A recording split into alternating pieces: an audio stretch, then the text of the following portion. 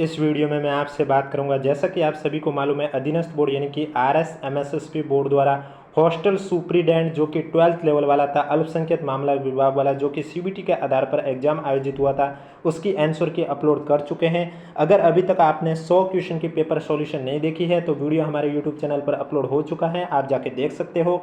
अब अगर आपको किसी क्वेश्चन पर आपत्ति है तो वो कैसे दर्ज करोगे उसके बारे में इस वीडियो में चर्चा करूंगा।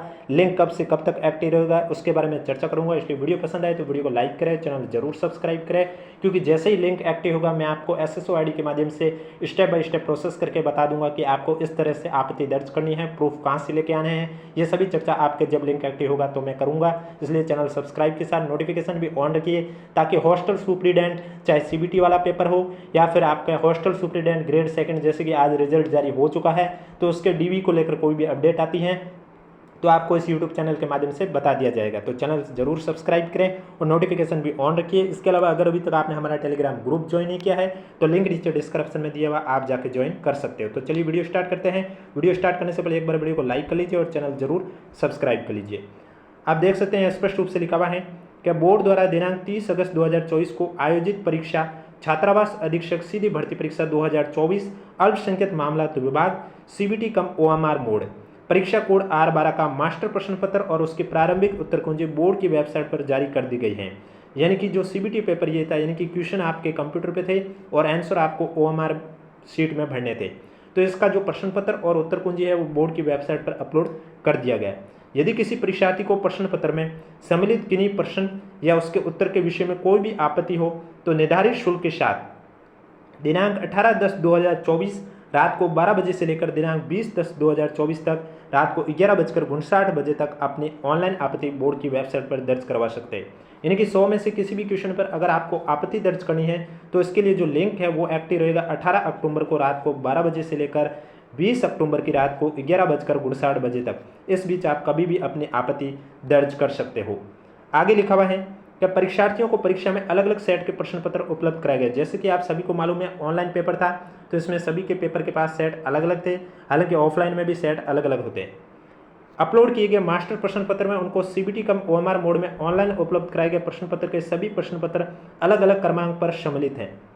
बोर्ड की वेबसाइट पर सभी क्वेश्चन पेपर अपलोड किए गए थे, आंसर की अपलोड कर चुके हैं।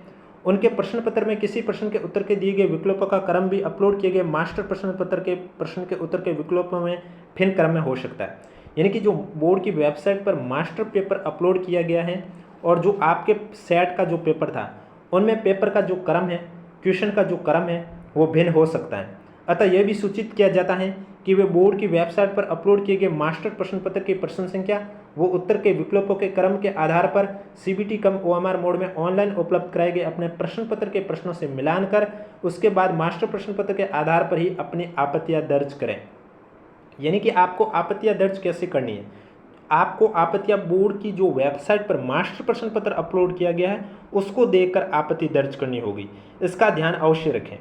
बोर्ड की वेबसाइट पर परीक्षा में आए सभी 12 प्रश्न पत्र अपलोड किए जा रहे हैं। यानी कि बोर्ड की वेबसाइट पर आपके 12 के 12 मास्टर प्रश्न पत्र भी अपलोड किए गए हैं, उनकी आंसर की भी अपलोड की गई हैं। अब आपको क्या करना होगा, आप अगर आपत्ति दर्ज कर रहे हो तो आपको वो नहीं देखना कि आपका पेपर कौन से सेट का था, उसको चेक करें।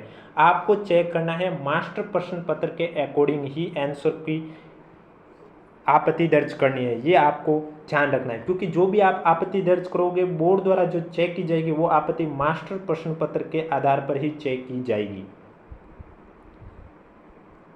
आगे लिखा हुआ है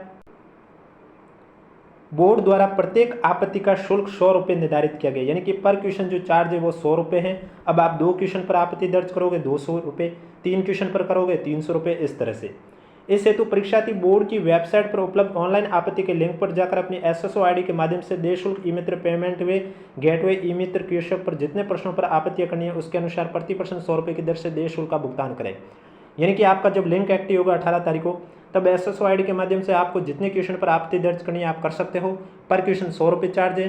4 क्वेश्चन पर करोगे तो 400 रुपये, 6 पे करोगे तो 600 रुपये, इस तरह से आपको देना होगा। शुल्क के अभाव में आपत्तियां स्वीकार नहीं की जाएगी। अगर आपने पेमेंट नहीं दिया, यानी कि आपत्ति तो दर्ज कर ली लेकिन आपने पेमेंट नहीं दिया, जैसे कि एक क्वेश्चन पर आपत्ति दर्ज की है, आपने 100 रुपये नहीं दिए और आपत्ति दर्ज कर ली, तो वो आपकी आपत्ति है वो स्वीकार नहीं की जाएगी। ऑनलाइन आपत्तियों का लिंक केवल 18/10/2024 रात को 12:01 बजे से लेकर दिनांक 20/10/2024 रात को 11:59 बजे तक ही उपलब्ध है। इसके बाद लिंक निष्क्रिय हो जाएगा, यानी कि लिंक एक्टिव रहेगा 18 अक्टूबर से लेकर 20 अक्टूबर के बीच में। इसके बाद आपका लिंक है वो डीएक्टिव हो जाएगा। अन्य किसी भी माध्यम से निर्धारित तिथि के बाद भेजी गई आपत्तियाँ स्वीकार नहीं की जाएगी, यानी कि अन्य किसी भी माध्यम से और निर्धारित तिथि के बाद भेजी गई आपत्तियां है वो स्वीकार नहीं की जाएगी। अब आपको आपत्तियां दर्ज कैसे करनी है, दर्ज करते समय किन बातों का ध्यान रखना, तो आप देख सकते हैं स्पष्ट रूप से लिखा हुआ है कि आपत्तियां केवल एक बार ही ली जाएगी। आपत्तियों के लिए पोर्टल पर स्टैंडर्ड ऑथेंटिक पुस्तकों के प्रमाण ही ऑनलाइन संलग्न करें, यानी कि स्टैंडर्ड ऑथेंटिक बुक होती है उसके पेज का ही प्रूफ दीजिए, और जिस पेज का आप प्रूफ दे रहे हो उस पृष्ठ पर आपको अपना रोल नंबर और संबंधित प्रश्न का क्रम संख्या लिखकर ही अपलोड करें, यानी कि आपको किस क्वेश्चन पर आपत्ति दर्ज करनी है, जो मास्टर प्रश्न पत्र है उसके अकॉर्डिंग आपको बताना है, और फिर उस पेज पर आपको अपने रोल नंबर लिखने हैं। इसके अलावा संदर्भ में आपको पुस्तक का नाम लिखना होगा, लेखक का नाम लिखना होगा, प्रकाशक का नाम लिखना होगा, कौन सा संस्करण की पुस्तक है वो लिखना होगा, और पुस्तक का पृष्ठ संख्या कौन सा, ये सभी लिखा जाना आवश्यक है। वांछित प्रमाण संलग्न नहीं होने की स्थिति में आपत्तियों पर विचार नहीं किया जाएगा, यानी कि ये सभी आप न लिखकर डायरेक्ट अपलोड कर रहे हो तो आपकी आपत्ति पर विचार नहीं किया जाएगा। यदि किसी अभ्यर्थी द्वारा ऑनलाइन आपत्ति दर्ज करते समय साक्ष्य के मूल कंटेंट में कूट रचना कर अपलोड किया जाता है, यानी कि अगर आपने जो प्रूफ दिया है उसको एडिट करके दिया होगा तो ऐसे स्टूडेंट के विरुद्ध बोर्ड के विनियमों के अंतर्गत कार्रवाई तथा आपराधिक प्रकरण दर्ज कराने की कार्रवाई भी की जाएगी। यानी कि अगर आपने प्रूफ दिया है वो एडिट करके दिया है तो आप पर कार्रवाई भी की जा सकती है। इसलिए जो भी प्रूफ है वो आपको ऑथेंटिक पुस्तक से देना है, और जिस पेज का दे रहे हो उस पेज पर आपको अपना अपना रोल नंबर लिखना होगा, प्रश्न कौन से क्वेश्चन पर आपत्ति दर्ज करे वो क्वेश्चन का क्रम संख्या लिखना होगा, संदर्भ में आपको पुस्तक का नाम लिखना होगा, लेखक या लेखिका जो भी है उनका नाम लिखना होगा, प्रकाशक का नाम लिखना होगा, संस्करण वर्ष लिखना होगा, और पृष्ठ संख्या भी लिखनी होगी। अगर ये सभी न लिखकर आपने डायरेक्ट ही अपलोड कर दी तो आपकी आपत्ति पर विचार नहीं किया जाएगा। और दूसरी बात, आप आपत्ति तो दर्ज कर ली लेकिन आपने पेमेंट नहीं किया तो आपकी आपत्ति स्वीकार नहीं की जाएगी। आपत्ति सिर्फ ऑनलाइन के माध्यम से स्वीकार की जाएगी, और वो भी 18 से लेकर 20 अक्टूबर के बीच में। आप ऐसा नहीं कि 18 से लेकर 20 अक्टूबर के बीच में ऑफलाइन के माध्यम से कार्यालय में जाकर आपत्ति दर्ज करवा रहे तो वो स्वीकार नहीं की जाएगी। सिर्फ एसएसओ आईडी के माध्यम से 18 से लेकर 20 तारीख के बीच में आप जो एसएसओ आईडी पर लिंक एक्टिव होगा उसके माध्यम से पेमेंट के साथ अगर आप आपत्ति दर्ज करते हो तो वो आपकी स्वीकार हो जाएगी। इसके बाद आपकी आपत्ति है वो स्वीकार नहीं की जाएगी और वापस से मौका भी नहीं दिया जाएगा। परीक्षार्थी द्वारा आपत्ति शुल्क के पेटे अधिक जमा कराई गई राशि का किसी भी स्थिति में रिफंड नहीं होगा, यानी कि अगर आप ज़्यादा राशि जमा करते हो तो भी आपको रिफंड नहीं मिलेगा। इसलिए आवश्यकता अनुसार ही शुल्क जमा करें, यानी कि आपको जिन क्वेश्चन पर लगता है कि आपत्ति दर्ज करनी चाहिए उन क्वेश्चन पर ही आपत्ति दर्ज करें। ज़्यादा क्वेश्चन पर आपत्ति दर्ज करने से रिफंड नहीं मिलने वाला है, ये बात ध्यान रखें। और दूसरी इंपॉर्टेंट बात है, आपको अपने जो मास्टर पेपर अपलोड किया गया है उसके अकॉर्डिंग ही आपको आपत्ति दर्ज करनी है, बाकी के क्वेश्चन के सेट के अकॉर्डिंग आपको दर्ज नहीं करनी, ये भी आपको ध्यान रखनी है। बाकी जब लिंक एक्टिव होगा मैं आपको स्टेप बाय स्टेप प्रोसेस करके बता दूंगा। वीडियो पसंद आए तो वीडियो को लाइक करें, चैनल जरूर सब्सक्राइब करें, क्योंकि अब हॉस्टल सुपरिटेंडेंट की आंसर की आ चुकी हैं। अब इस सीबीटी पेपर का जब भी रिजल्ट आएगा आपको इस यूट्यूब चैनल के माध्यम से बता दिया जाएगा। जैसा कि आप सभी को मालूम है हॉस्टल सुपरिटेंडेंट ग्रेड 2 का आज रिजल्ट जारी हो चुका है, तो अब उसकी डीवी को लेकर जब भी अपडेट आएगी आपको इस यूट्यूब चैनल के माध्यम से बता दिया जाएगा। इसलिए चैनल जरूर सब्सक्राइब करें, नोटिफिकेशन भी ऑन रखें। और दोनों पेपर जितने आज आंसर की आई है, महिला प्रेक्षक महिला अधिकारिता और हॉस्टल सुपरिटेंडेंट, दोनों पेपर की पीडीएफ भी आपको हमारे टेलीग्राम ग्रुप पे देखने को मिलेगी, जिसका लिंक नीचे डिस्क्रिप्शन में दिया हुआ। अगर अभी तक आपने ज्वाइन नहीं किया तो आप जाके ज्वाइन कर सकते हो।